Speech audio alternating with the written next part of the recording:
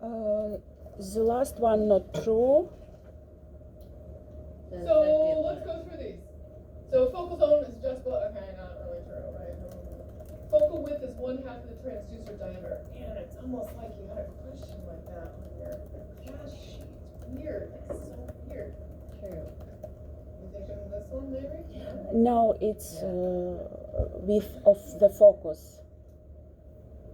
What are our focus lower? is longitudinal?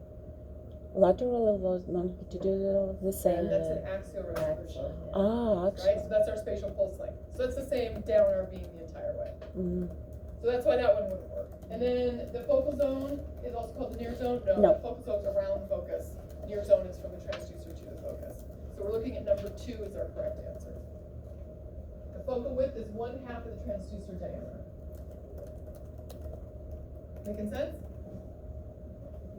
Okay. Which resolution type is also known as lateral? Radial. Azimuthal, and that means horizon. It's like an old sailor term or something. But yeah, azimuthal. Huh. And the rest of these, radial and depth, are going to be for axial and elevation, that we're going to talk about a little bit today. Ah. That's that slice thickness.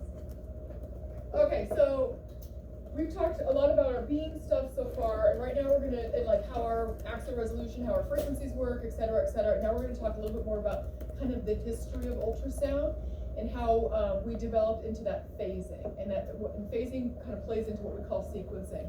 We talked about the ability to focus using a lens or curved element. We were still stuck. We still couldn't adjust it. So we're going to figure out how we got to where we're at today, where we can adjust those things, and talk about some of the transducers. Okay, so many moons ago, the way ultrasound started is you had this big water bath, and you would have a little quartz crystal on a stick, and you would have to put the crystal, take one image, move it a little bit, take another image, move it a little bit, and instead of giving you, I shouldn't say even image, instead of giving you what we think of as like a brightness scale, they would do amplitudes. So if it was scanning, say I have a patient in my water bath, and we're looking at a gallbladder with a liver around it, this is what we would see, right? Kind of gray. This would be completely anechoic. So this would do one line of data at a time, and it would be an amplitude spike.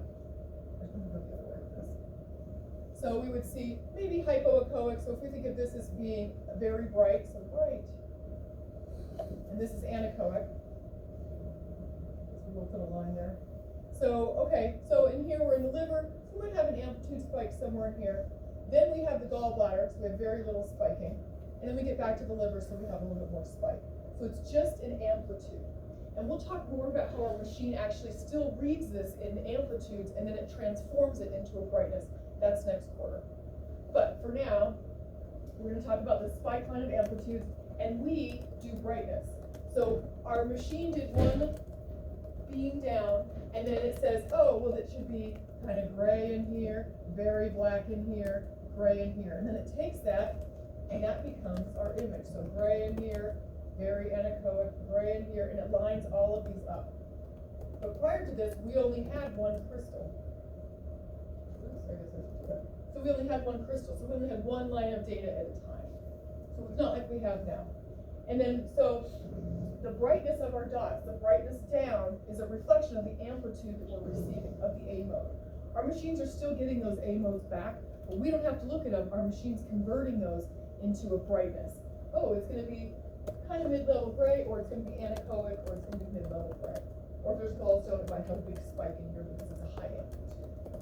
Does that make sense? It depends only of intensity. Not intensity, amplitude. Just intensities are power over our area, right? So it's how much power we're putting into this patient, and those are our intensities, spatial peak, temporal average, all of that. This is just our machine puts a beam, a crystal fires, it puts a beam in, it returns, and it returns with an amplitude spike, and then our machine converts it. And we'll talk about receiver functions of what our machine actually does to convert this. But then, like, hey, I had a big spike, so I'm going to make a little bright dot right here. Oh, I had no returning echo, so I'm going to make this anechoic. So it's making these lines of data and stacking them next to each other. But when we only had one crystal, the guy in the poor little sack in the water bath, we just got a spike line of amplitudes. And I'll show you that here in a second. So this is why we have, when you guys touch that B button, it's our brightness button. So we scan, we're B scanners, B mode scanners. And then there's something else called M mode, and that's for motion. And we'll talk about this a little bit more when we get into obstetrics. But what this is,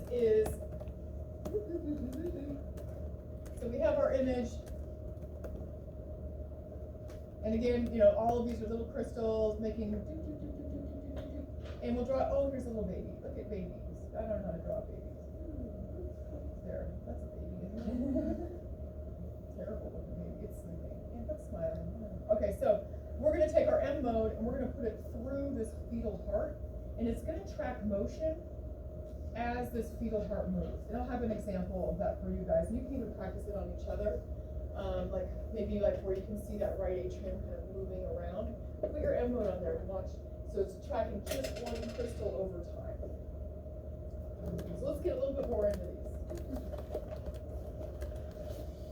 Oh look, we're doing ultrasound. What is this? But back in the day, this was how they would interpret ultrasounds, with an amplitude. Yeah, what? So you have, high level gray, very echogenic, mid-level gray, kind of, you know, low-ish, low-level gray, mid-level gray, a little bit brighter, anechoic maybe. So this was how they did this. So you can imagine how difficult it would be to diagnose anything. So if you're looking at a gallbladder, how would you even know you're on the gallbladder, right? So you have to look for anechoic, and then maybe there's a spike of an amplitude continuing where that gallstone is. We don't do this shit anymore, thank God, right? But our machines still receive it this way. And we'll talk about next quarter how they figure that out. So here, this is an ocular. This is actually an ocular, an eyeball. And so you can see, like, okay, we have very bright here, so we have that high amplitude. Then we have it kind of lower amplitude, higher amplitude again, lower amplitude, anechoic, getting into some mid-level grays, brightening up again, and then continuing on until anechoic. So our machines are still receiving data like this for every crystal, but initially we only use one crystal, that little quartz crystal on a stick, and our patient was in a water bath. We've advanced beyond this, but this is what A mode is. It's an amplitude mode. So our machines are still using this, but it's actually taking it and saying, hey, nobody wants to look at this, so let's go ahead and assign it a brightness. So our machine, this one crystal going down, would say, oh, high amplitude, we're gonna make this particular part echogenic. Oh, low amplitude, we'll make this particular part anechoic. So this is all crystals lined up, doing the same thing. It's a bunch of A modes being stacked together. And our machine's interpreting that and giving us a brightness, giving us an actual grayscale that we can look at and interpret that amplitude mode. So B mode. Oh, this must look familiar, right? Yeah. Hopefully not. A little bit. Okay, so we have all these crystals together, and each one of these is an amplitude, and it's being assigned a grayscale. And the one next to it, same thing, receives an amplitude being assigned a grayscale. So these are all stacked next to each other, and we'll talk about that again next quarter, our receiver functions, but that's how that works. So our machines receive that amplitude. So remember the piezoelectric effect? So we put electrical impulse into those crystals, they ring with an acoustic energy. That acoustic energy goes into the body, and it returns at a certain amplitude depending on depth. So that's that A mode. Then our machines then take that and turn it into a brightness and stack it up next to each other. So this crystal has this specific amplitude returning, B mode kind of established based on that, next one. So that's how we kind of work with our B mode. So here's M mode. So this is the thorax of a fetus. Here's our, well, we're not really seeing four-chamber here, we're just seeing a portion of the heart, but here's the heart. So we put this M mode stick, and it's saying, hey, at time 1, this is where, you know, this echogenic area right here or here, this is where these areas are located. Oh, at time 2, it went here. Time 3, it went here. So it's tracking this per time. Now you'll notice, like down in here, we don't have any motion, so there's no motion associated with it. It's just a straight line. But where our heart chambers are moving, over time. And when we get into obstetrics, this is how we measure fetal heart rate. So I put a caliper here and a caliper here, and I'd say, oh, it's X amount of heartbeats per minute. So we'll get into that with obstetrics next quarter. That one's with no sound, right? Pardon me? No sound with this one. Nope, no sound. It's just tracking one crystal's movement, or the one crystal's data as we have a moving structure. No, you're like spectral Doppler. No, it doesn't have sound. Okay, so let's back up a little bit. So we had a crystal on a stick. Some dude in a water bath. But then I lost my pen. So then we were like, okay, well, we don't want to have to move this stick a bunch. So how can we do this? So we had what's called beam steering. So basically we had a little motor, and we would say, so we still had our little crystal on a stick, but we would say, hey, mechanically it has a little motor, so we're going to point in this direction and get our amplitude. Then we're going to point in this direction and get our amplitude. And then we're going to move again. We're going to move again. We're going to move again. So we had a little motor, mechanical steering, that actually moved that in different directions. So that was our old technology. And then we have the ability to change the focus area of the beam, but this doesn't change its direction. But we can combine these two and change our focus, and we can change our beam direction. So we talked about internal and external ways to focus, so the lenses or the curved elements, but these are still considered fixed focus. We can make them better, but we can't change whether they're up or down. So I can focus my beam and make it better, and then I can take a little mechanical component, and then I can point it in different directions. So I can focus it, and I can steer it. The steering's getting better, focusing is still considered a fixed focus. Because we're not really changing, we're improving it, but there's nothing really to adjust it. It's not adjustable. And then we got really cool, we'll talk about that. Phasing, okay. So what phasing is, so we have all of these crystals lined up.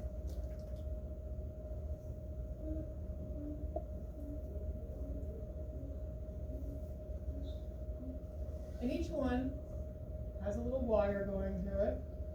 And so we can do time delays between exciting these crystals, delivering that electrical impulse, and that will help, remember Eugene and the constructive and deconstructive interference? We can take that and move the wavelets in a certain way. We can encourage them to go one way or encourage them to go another way. We can encourage them to narrow, or we can encourage them to widen. And so by applying different electrical impulses at different times,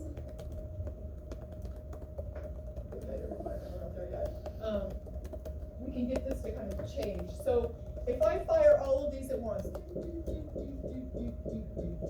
we're going to get our regular beam shape. We've seen that go by. But if I can adjust this so that, say I have this one fires at time 1, time 2, time 3, time 4, time 5, time 6, time 7, times 8, times 9. You just draw a little, this is how it goes. It's going to encourage that beam to go this direction.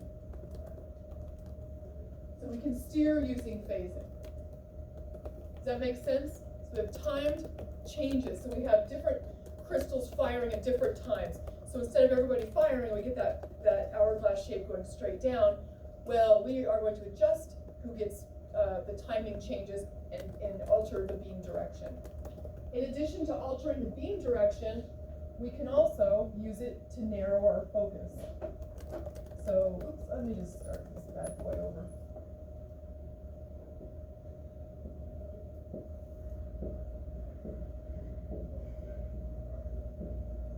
So if I have, let's say, how would this go this direction? So I have this guy firing at time 1 and this guy firing at time 1. Then I have this guy firing at time 2, this guy firing at time 2, time 3, time 3, time 4, time 4, and we'll put time 5. Then it's going to encourage my beam to move in this direction, so it's going to close in on itself, so I can really narrow that waist of the hourglass. So that's the basics on phasing. I think there's a couple more slides on it at kind of more towards the end of our PowerPoint that we'll go over. But basically it's time delays between having these crystals fire. And we can manipulate beam direction, and we can also manipulate focus and focus depth. So this is how we get adjustable focus. Because we're so cool.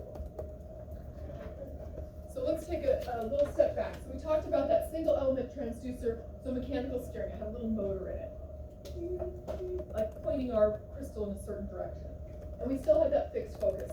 we can improve it using the external lens or the curved elements. We can improve our focus and make it narrower, but we couldn't adjust it. And one thing I want to bring up is then, so this was our single element, and then we got smart and we started using array transducers. And the array just means that there's multiple crystals. That's all array means. So if I say, you know, curvilinear array, linear array, so these are things that we just kind of leave off of the vocabulary that we use, but array just means that we have multiple crystals in our transducers. Does that mean that before they had only one crystal? Yep, they had one little crystal on a stick. And then they had one little crystal with a motor that would point in different But directions. what is this motor? What's that? A motor, Like, like a little, no, like, what is this for the transducer? What? But now we don't have any motor in the no, we transducer. don't do any of that anymore. We're smarter than that. Does that answer your question? No.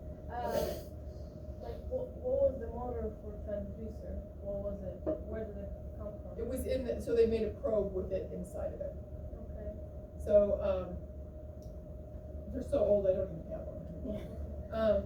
But it would look like, so it looks like our probe, right?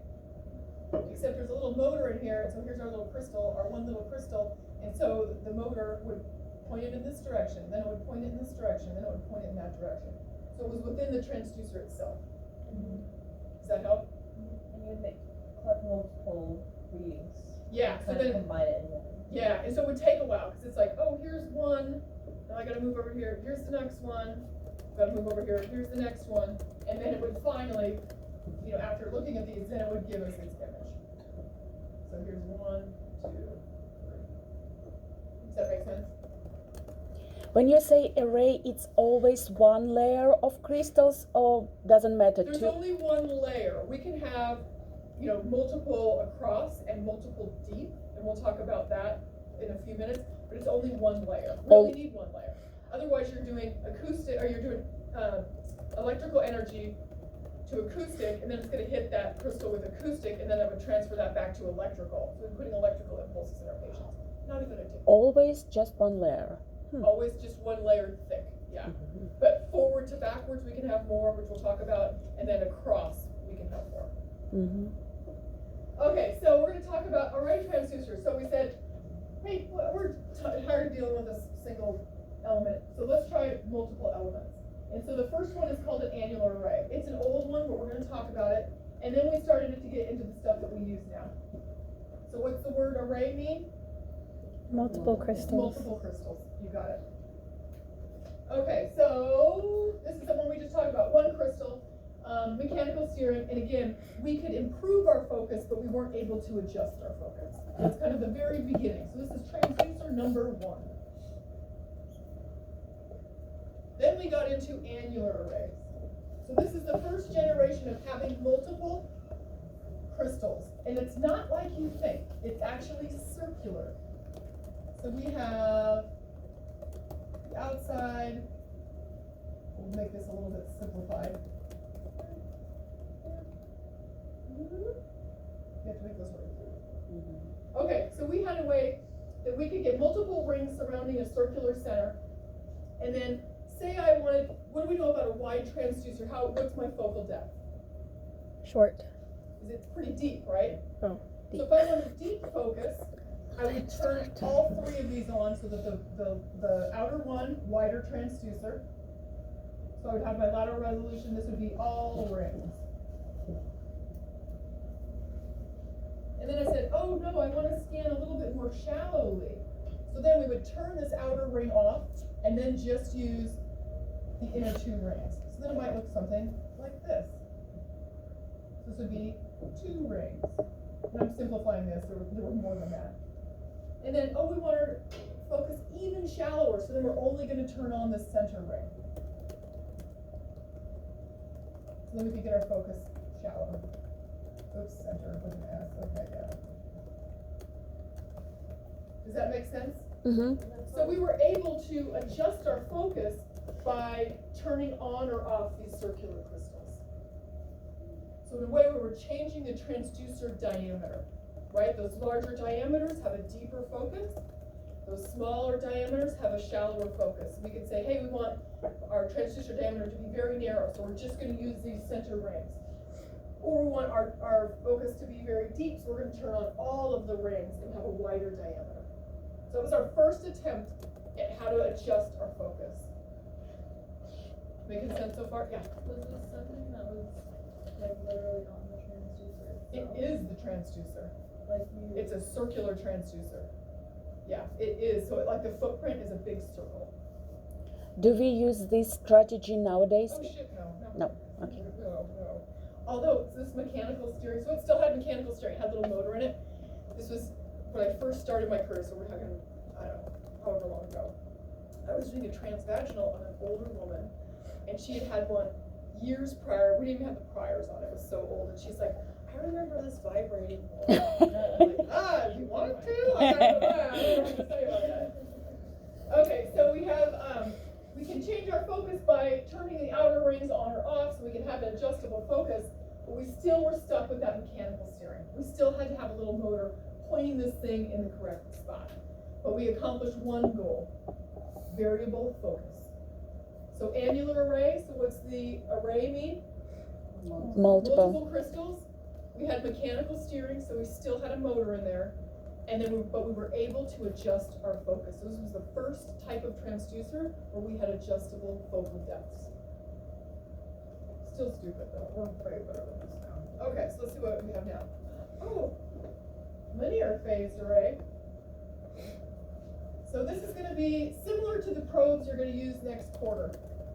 But ours actually have an additional superpower. So this is basically, we have a straight line with all of our crystals. And so it's going to produce an image that goes straight down from it. And when you guys see this on your machines, you probably notice like, oh, the wrong transducer's on, you have a big square image. You're like, why can't I scan? What's going on? You're on the wrong probe. So because it's kind of a square footprint. So fan-shaped image, we now started phasing. So we've gotten the phasing thing down. So what can we do with phasing? We can steer it and we can focus it. And then there's something called sequencing where we're going to fire these crystals in different groups, and we still haven't achieved that yet. And that's just going to give us more detail. So far we have basically one image, or 1 hourglass coming out of our transducer. We're able to manipulate where the foci is using phasing, and we're able to manipulate its direction by using phasing. So no more mechanical anything, no more lenses, no more any of that. Then we came into, okay, we talked about this already. So then we came into phasing. We're like, what happens if we fire these crystals at different times? What will it do? Will it shock my patient? Let's just try it out. But there's basically we use these small time delays. Remember we talked about a second ago? Some of them fire at one time, some of them fire at another. And the guy who's responsible for timing those is called the beam former. So he's like, oh, she asked me to put my focus here, so I'm going to adjust the electrical impulses going to these crystals to this timing. Oh, she wants her focus more superficial, or she wants to steer her beam this way or that wide footprint. And so he's the one, beam former's like, hey, all right, okay, I'm going to distribute out these electrical impulses at different times depending on where my lady on the machine or gentleman on the machine wants me to steer. Oh, we don't have gentlemen in here. We are testosterone free today. But they're the ones, the beam former is the one who determines who gets the time delays.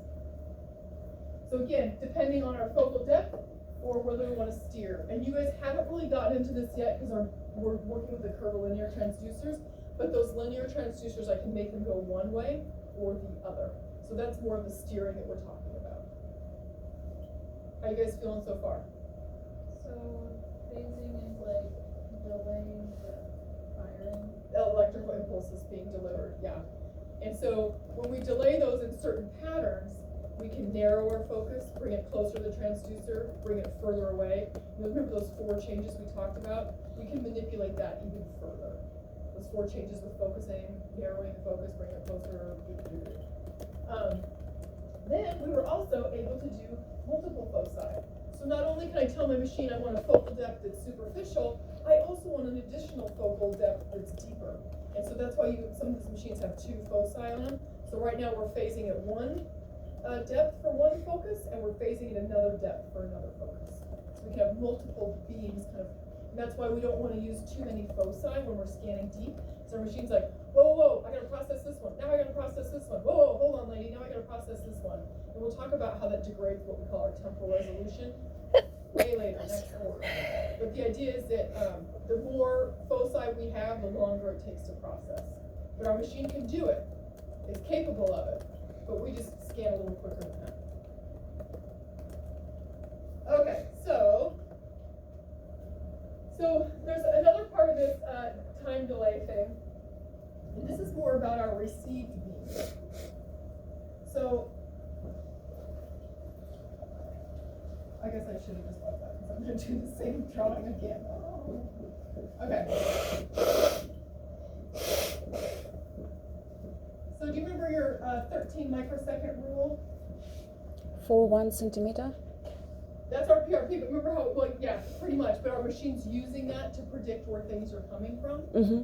So if I fire this crystal out at time 1, and it's going to come back here, and it's going to come back in, it's going to say, oh, at 13 microseconds, that's the amplitude I'm going to display. At 26 microseconds, that's the amplitude I'm going to display. And that's called dynamic receive focus. The idea that our machine's using the predictive value. Oh, this came back at 130 microseconds, so I'm going to place that at 10 centimeters depth. And so that's what dynamic receive focus is. So uses the return time to figure out where we're at. And it applies additional processing. So say I ask my focal zone to be at 10 centimeters. It's going to apply additional processing to the beams that are coming back at 130 microseconds. And we'll talk about those additional processing techniques next quarter. But it's going to be like, ooh, this is a special magic spot. She really wanted to look at this spot, so let's do some cool stuff with this spot. Versus at the 13, she's like, we don't care about the 13, we don't care about the 1 centimeter, but we really care about that 10 centimeters. So we're going to apply different processing techniques to those areas where we put our focus. And again, we'll get into that next quarter.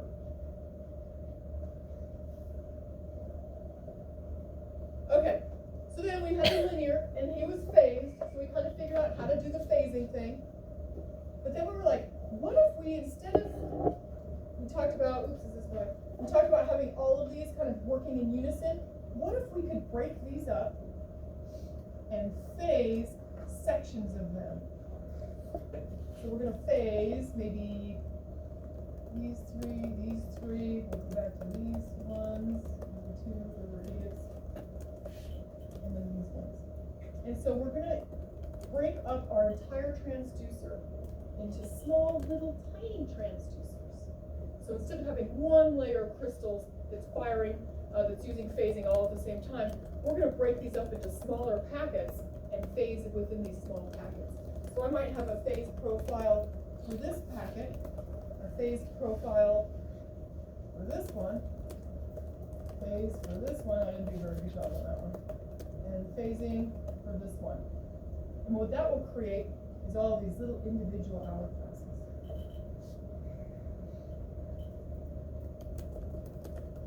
And you can see, if we compare, if I compare this to what we would have had without sequencing, even if we're phasing, we still have one large beam. But here, I'm able to use sequencing and make a lot of little tiny beams, so that I have very small lateral resolution in each of these little waves, in each of these little beams. Does that make sense? To see the whole picture, not just focus picture. To see the whole structures around, even if they're not in focus. Why do we need all these little beams? So if you think about, I have a big beam, and I can focus it and make it narrower. So like this guy, I've used phasing to focus him and make it narrow. But if I can break this up, I have even more improved lateral resolution. So a reduced amount of lateral resolution for each of these. So instead of having, say this is 5 centimeters, maybe this is 2, this one's 2, this one's 2, this one's 2. So I'm able to resolve two structures as separate with each of those. Mm-hmm. The other advantage to sequencing, and we'll talk about this again later, is that I can steer these, and so these beams could be looking at the same thing, or all of them could be looking at the same thing. One will say, I saw this, and the other three are like, we didn't see that, so signal versus noise. Mm-hmm. Well, these three saw it, so we're gonna put it as signal. This one didn't see it, so he's just noise. He saw something different, so he's noise. So it improves our signal to noise ratio as well. Mm-hmm. Cool so far? Mm-hmm. Okay. So we can both steer and focus by using our sequencing. So each of these, we took one kind of large beam, which we could use our sequencing, our phasing on and do all these, manipulations. Bring our focal zone up, bring our focal zone down, steer to the left, steer to the right. And in this case, we have all of these that we can do independently. So I have the ability to kind of overlap, have a lot of beam overlap. Remember we talked about kind of light density, beam density, a little bit. It's like a button on the machine on that. Anyway, but what we can do is say, hey machine, we're looking at this, and it's like, hey, well let's all look at the same area. And then we can have more information back over that particular area. Instead of having one beam saying, well, I think this is here, we'll just display it because we don't know any different. So now we have multiples imaging the same area saying, hey, this was real, this wasn't real, this guy saw it, these three people didn't see it, so this guy's probably wrong. So it just gives us more detail. Less error. So signal to noise ratio. And then this is the probe that you guys will be using next quarter. So let's backtrack a little bit. We started with a single crystal, and it had mechanical steering, and the only ability to focus was that fixed focus. We couldn't adjust our focus. Then we got a little smarter, and we did that annular array, that circular one. We still had to have a motor to change its direction, but we were able to turn on or off those rings in order to adjust our focal depth. Then we're like, okay, well let's try phasing. So that linear phased array, the one we looked at prior to this, was like, hey, let's fire these at different times and see what we can do. So we can still manipulate the hourglass, we can bring it closer to the transducer, further away from the transducer, then we can manipulate. So phasing accomplished our steering and our focusing. But then we're like, still not good enough. What if we fire these in groups? Sequencing. So we're like, yeah, this really works great. So if I have my focus, I can make, or my, say I have multiple foci, I can have some of them looking down here and some of them looking up here to improve our signal to noise ratio. So I was able to kind of improve that even more. And making them smaller, so I have a better improved lateral resolution, smaller numeric value. Is that making sense? Okay. And so that same dynamic receive focus, like, hey, it came back at 130, and she really wanted to know what 130 is, so we're going to apply additional processing techniques to the ones that are coming back at 130 microseconds. And then you'll use this next quarter. Okay, so sequencing, fire groups of elements. Each group creates one beam, and then they can be phased independently. We process the overlap for better signal detection, and that's kind of what we spoke about earlier. So if they're all looking at one thing, and a few of them saw it, and one of them didn't, we're going to say, oh, the several that saw it, we're going to call that signal. The one that didn't see it, we're going to call it noise, and we're not going to display that beam's information. So that's our sequencing. Okay, so then this is the transducer that you guys have been using already. So it's basically a linear transducer that we have curved, right? It's just curved. We just curve it. Curve a linear. Curve a linear. So curve a linear. So curve a linear. And it's still an array, and this is the one that you guys are more familiar with now. And this is a little bit different. So when we use a linear, see how everything comes out exactly the same next to itself? Like like if we get a flat footprint. When we use the curvilinear, we run kind of into a little bit of trouble, but it's okay because we can fix it with sequencing. Because our crystals are now firing kind of away from each other. So we can still have those multiple hourglasses coming out, but we just have to be careful. Because as we get towards the bottom, we can have holes in our data because of that divergence, which I have no idea what I'm doing. There we go. We can still have holes in our data because of that divergence. So that's why I have you guys put your foci at or below, because we have that divergence at the bottom, our beam becomes less concentrated, and we get holes in our data. And then that's it, that's all. So steering and focusing achieved by phasing and sequencing. So we've just taken that linear that we talked about a second ago, where we kind of fired these in groups, and we've just put a different footprint so that we can kind of have more of a beam spread, so we can see a wider area. Questions so far? Why don't we use linear for? Two reasons. It's hard to put a curved structure on a neck. You know what I mean? Because it's such a small area. And then typically curves are lower frequencies, so they penetrate a lot further, and you can kind of manipulate them more within like rib spaces and things like that. And then the linears are typically, we'll talk about the exception to that rule here in a second. Linears are typically high frequency, and they're made for flat structures, like breasts and rods and things. I mean, you could try it. You could absolutely try it. It just looks like crap, or you know what I mean? It just doesn't work very well. Okay, so then our last one, we have one of these so far. Let's see what about. So our vector array, are you a vector? No. Yes, you are. Okay. So our vector array is a combination. So it's a combination of our linear sequence, the ones you guys will use next quarter, but it has a low frequency, and it's made to go in rib spaces. That's its whole job. These aren't very common to have on very many machines. Typically, we're going to use a linear or a curvilinear. I know a gal at my work that uses these quite a bit, but the problem you run into, so see how small its footprint is? They have really poor lateral resolution. So it's trying to take this little teeny tiny footprint and give us an abdominal image. So we're going to have holes in our data, right? It's trying to spread these beams over space. So we end up with pretty poor lateral resolution with these probes, but they're excellent at looking within the rib space. Not, like I said, not a lot of people have them. My work has a gal who uses them almost exclusively, but she uses this one machine because it's the only one machine that has this vector. You guys are welcome to try the vector out.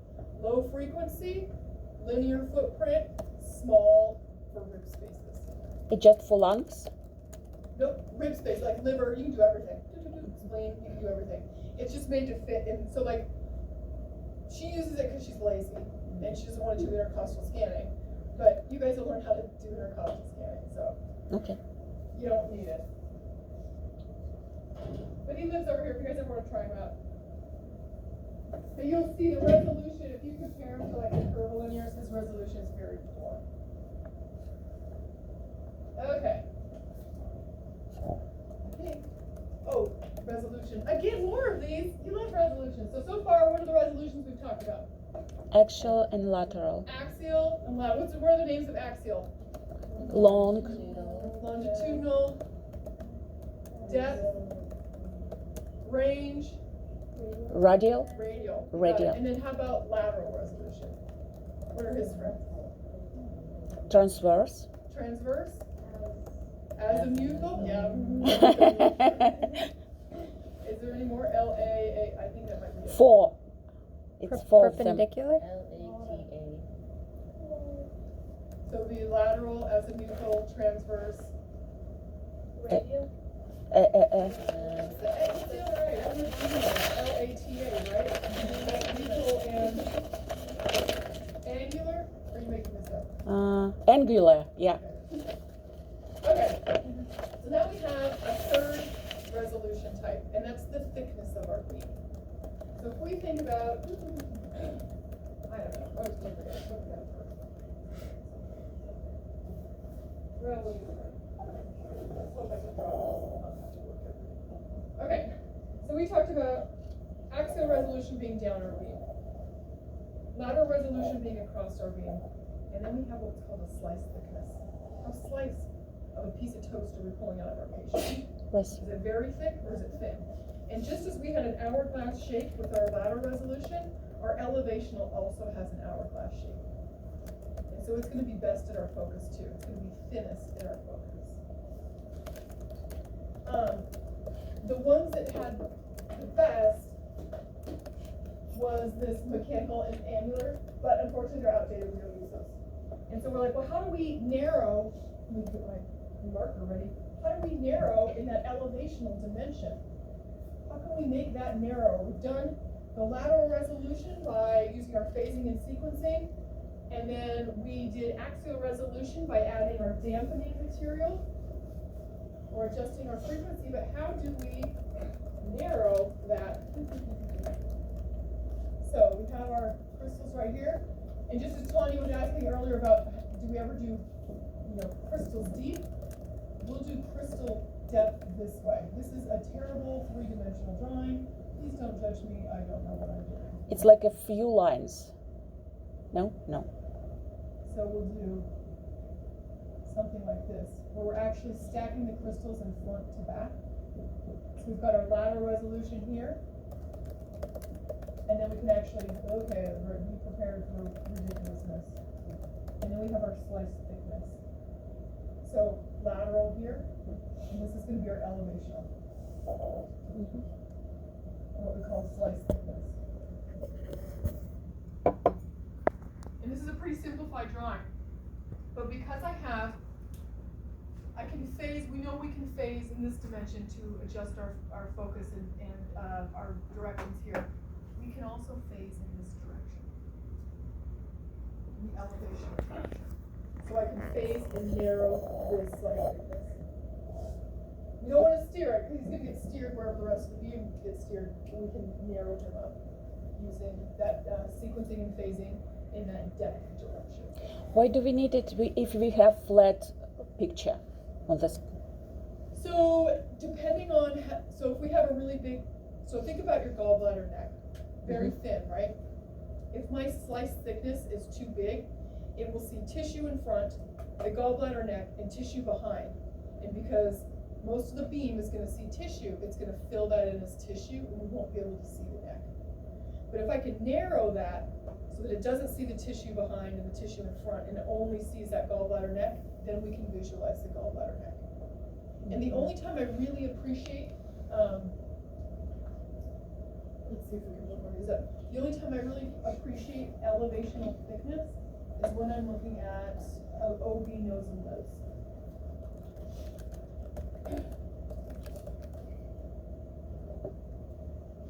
And you kind of see how there's a little bit of a dimension here. Uh-huh. So this is lower lip, chin, upper lip, then nasal passages and nose. And so there's a little bit of like almost fill in there, but that's the only time I really appreciate the thickness of the slice, where I can actually kind of see that there's depth to these slices. Other than that, it just looks flat to us. So we have to have kind of a little bit of contrast there. Does that make sense? Does that answer your question? Okay. How do you adjust? Because we don't adjust any of that, right? We just adjust our focus, and our machine's like, hey, she wants this done. Beamformer's on it, baby. So it's the one who's kind of in charge of what we're asking it to do. Okay. And when we adjust focus, we adjust both axial and lateral resolutions? Just lateral. Just lateral. Axial is dependent upon our spatial pulse length. So in order to adjust our axial resolution, we would have to adjust our frequency. Uh-huh. Just lateral. When we change focus, just lateral. And it's just like, where do you want it? Where do you want me? And when we say better focus, do we mean that it's the narrowest beam, Smaller numeric value is better. the widest of these? All of them. And axial resolution is always superior to all of them. He has the smallest numeric value, and lateral resolution or elevational resolution. How are we feeling? Okay, so then, this is just kind of miscellaneous stuff that you'll need to know, but not for scanning, one of those SPI boring things. So when we had a single element transducer, we might have some kind of data on the outside. We call it side lobes. And our machine's like, is this signal or noise? What are we dealing with? It's coming back to the transducer, but it's very low amplitude. So our machine would have to be like, oh, that's noise, we're not going to display it. When we have array transducers, we have the same thing, but instead of calling them side lobe, we call them grating lobes. So here's our and so we might have some information out here. So how do we fix that? How does our machine fix that? Well, we fix it. So this would be grading lobes. This is side lobes. And side lobes we couldn't do too much about because it's a single element. There's only one here. But grading lobes we can do something about, and it's called apodization. And so if we're giving a lot of energy to these crystals in the center, if we reduce the amount of voltage to the ones on the end, we're going to have a reduction in our grading lobes. So apodization is the application of less voltage to the lateral lying crystals to reduce those kind of erroneous noises that are happening outside of our beam area.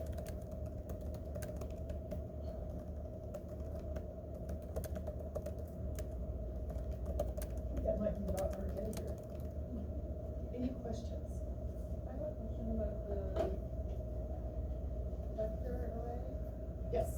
If you were going to use that, wouldn't you have to switch probes in the middle of the because there's never an examiner on the list of Correct. so tech that She'll use it on the full exam. It's just, it's made, that's its purpose. But she'll just use it on the whole exam. But you guys don't know this yet because we haven't gotten the third quarter.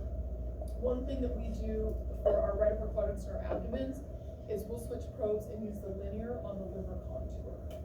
And so, I'm really good at forgetting it, so I'll have to be like, okay, make sure you do it, that kind of thing. But I'll do my whole exam and I realize I haven't done it, so I'll have to switch transducers and then do my linears on the liver. So, it's not uncommon to switch probes. So say I have a scrotal patient with a giant hydrocele and I'm like, I don't know where these testicles are, I'm gonna put my curve on and try to find the testicles that are buried in there. So not uncommon to switch probes.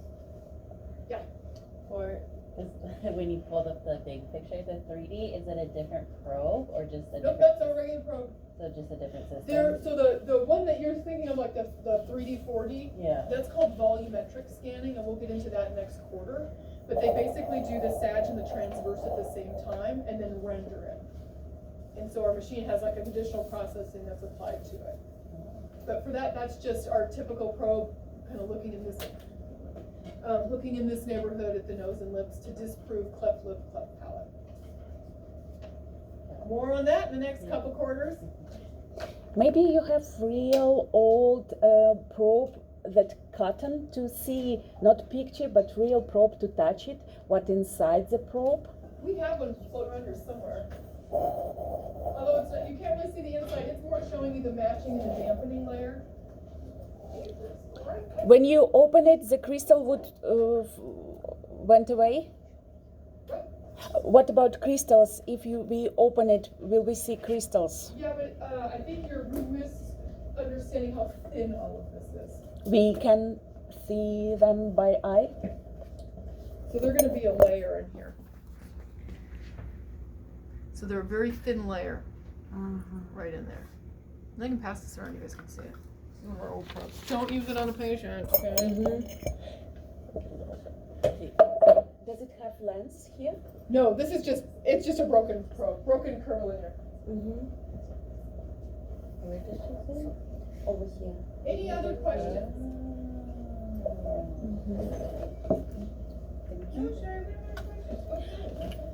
You showed us eye scan. We're not allowed to use our usual probes for eyes. Is it true? So it's not that you can't use it, it just has to be really, really high frequency because you're going such a superficial distance and you need really high resolution.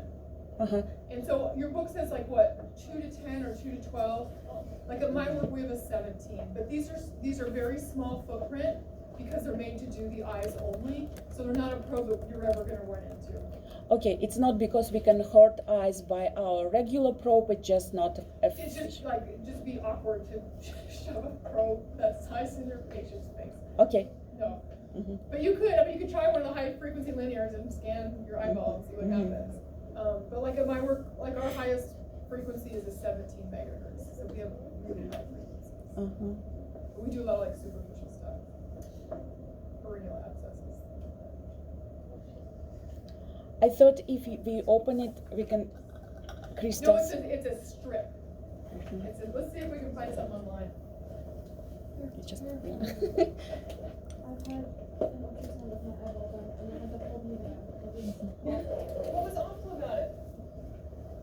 My eye was coming out of my head. I was freaking out, and they didn't tell me what they were doing. And then they Proptose your eye? Your eye fell out like you proptose like my it? eye was swelling out of the socket, Oh, poor you girl. and it was like a year ago, so I remember it vividly. Oh. How long it was? A year ago. No. I meant how long it's continuous, like a day, a week, When did it go back in? Like a month. months. Real Ah, time, I know. yeah. And